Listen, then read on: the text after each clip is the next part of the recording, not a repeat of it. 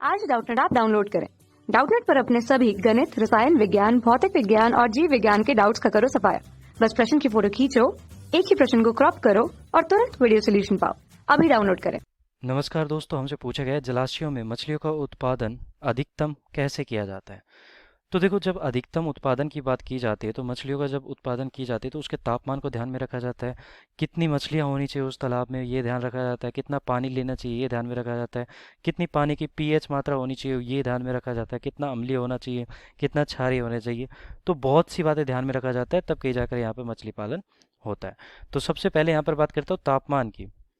तो देखो, सबसे पहले बात करता हूँ मैं यहाँ पर किसकी, अधिकतम मुझे क्या चाहिए, मछलियाँ चाहिए। तो उसके लिए सबसे पहले हमारी जो आती है वो होती है जल की आपूर्ति सबसे ज़्यादा हो।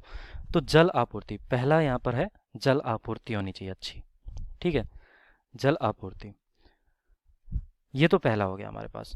दूसरे की बात करता हूँ, यहाँ पर तापमान कितना होना चाहिए।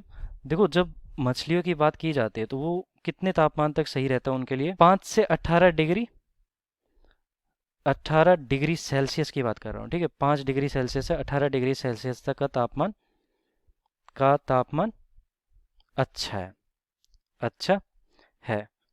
और अगर मैं अधिकतम तापमान की बात करता हूँ तो 25 डिग्री सेल्सियस अधिकतम तापमान रख सकते हैं हम, मतलब कि इतना तापमान हो सकता है। अगर इससे ज़्यादा पहुँचता है, मतलब 40-50 तक पहुँचता है तापमान, तो फिर मछलियों के लिए हानिकारक होता है वो, मतलब कि मछलियाँ जल्दी ही मर जाती है उसमें। तो 25 डिग्री सेल्सियस अधिकतम तापमान होना चाहिए, ये ठीक ठाक है। मतलब कि इससे ज़्यादा करते हैं तो वैसे वैसे नुकसान यहाँ पर बढ़ता चला जाता है। और अगर बात करूँ तो 10 डिग्री सेल्सियस से 18 डिग्री सेल्सियस तक जो तापमान होता है वो अच्छा रहता है, मतलब कि बहुत अच्छा रहता है। इसमें जो पनपती है मछलियाँ वो ज़्यादा ही पनपती है, तो बहुत अच्छा रहता है। ठीक है, बहुत अच्छा तापमान है ये तो होगी तापमान की बात। अब बात करते हैं ये पानी की, जो पीएच है। तो पानी का पीएच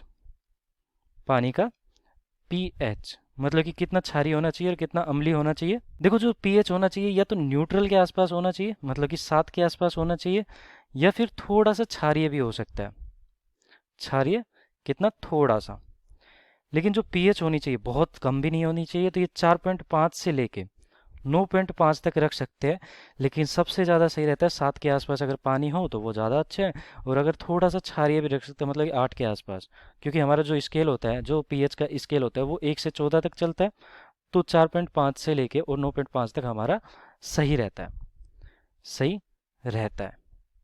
और अगर बेस्ट की बात करूँ, अच्छे की बात करूँ, तो वो 7 के आसपास ठीक रहता है। ठीक है, ये तो होगी पीएच की बात। अब चौथी बात किसकी करेंगे यहाँ पर, फिर बात करते हैं पारदर्शिता। पारदर्शिता, तो देखो, पानी जितना साफ होगा, मतलब कि जितना साफ होगा, आईने की तरह होगा, उतना ज़्यादा यहाँ पर पारदर्शिता ज़्यादा होगी। तो पारदर्शिता अधिक होनी चाहिए, मतलब कि बहुत साफ होना चाहिए, जितना हो सके अच्छी होनी चाहिए। ठीक है, पारदर्शिता अच्छी रहनी चाहिए। ये तो होगी पारदर्शी का बात, मतलब कि पानी स्वच्छ होना चाहिए, यही कहना चाहता है यहाँ पर। फिर उसके अलावा जैसे कि यहाँ पर बात करते हैं चारा कैसा होना चाहिए। तो जो चारा होता है उसका समय का ध्यान रखना चाहिए कि कब कर सकते हैं, कब दे सकते हैं, कितना नहीं दे सकते। तो चारा यहाँ पर मछलियों की जितनी बड़ी होती जाती है उतनी ज़्यादा चारा यहाँ पर आवश्यकता होती है। तो ये तो मछलियों की क्षमता पर, तो ये तो अनुभव के साथ यहाँ पर पता लग जाता है मछलियों की क्षमता पर, मतलब कि कितना चारा होना चाहिए। लेकिन जब बादल हो या फिर पानी गंदा हो, बादल हो, पानी मटमैला हो, मटमैला, तो उस समय हमें चारा नहीं देना चाहिए, चारा नहीं देना चाहिए, देना चाहिए। उसके अलावा भी काफ़ी चीज़ें, जैसे कि तापमान ज़्यादा हो जाता है, 25 डिग्री सेल्सियस से ज़्यादा चला जाता है, तो उस समय भी हमें चारा नहीं देना चाहिए। तो तापमान अधिक होने पर भी चारा नहीं देना चाहिए।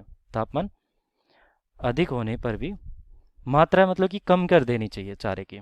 तो अधिक होने पर मात्रा कम कर देनी चाहिए, होने पर मात्रा कम कर देनी चाहिए, मात्रा कम कर देनी चाहिए। ये होगी चारे की बात होगी। फिर इसके अलावा जैसे कि बात करते हैं कि कभी कभी ऐसा होता है कि संख्या ज़्यादा ही रख देते हैं मछलियों की, जबकि ऐसा नहीं होना चाहिए। तो संख्या की बात कर लेते हैं। संख्या जैसे कि 20 किलो मछली की बात करते हैं तो 1 घन मीटर के आसपास पानी रख सकते हैं उसके लिए। तो 20 किलो मछली के लिए 20 किलो मछली 1 घन मीटर में हो सकती है, घन प्रति घन मीटर, ठीक है।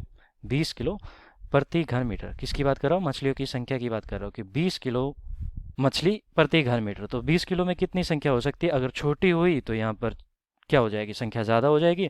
और अगर बड़ी मछलियाँ हुई तो हो सकता है कि 1-1 किलो की 20 मछलियाँ हो, या फिर हो सकता है कि 50-100 ग्राम की काफ़ी सारी मछलियाँ हो। तो इस प्रकार मैं कह सकता हूँ कि 20 किलो 1 घन मीटर में होना चाहिए। तो इस प्रकार हमारा यहाँ पर मछलियों की उत्पादन को बढ़ाया जा सकता है। तो यहाँ पर पूछा गया था कि जलाशय में मछलियों का अधिकतम उत्पादन कैसे किया जा सकता है। तो ये कुछ बिंदु है यहाँ पर आवश्यक होते हैं, ध्यान रखने योग्य होते हैं। इनके माध्यम से अधिकतम मछलियाँ प्राप्त की जा सकती है, उत्पादन किया जा सकता है। बाकी सब अनुभव के साथ आता चला जाता है, और ये मछलियों का उत्पादन भी अनुभव पर निर्भर करता है। धन्यवाद। कक्षा 6 से 12वीं से लेकर नीट, IIT, JEE वो एडवांस के लेवल तक 1 करोड़ से ज्यादा छात्रों का भरोसा।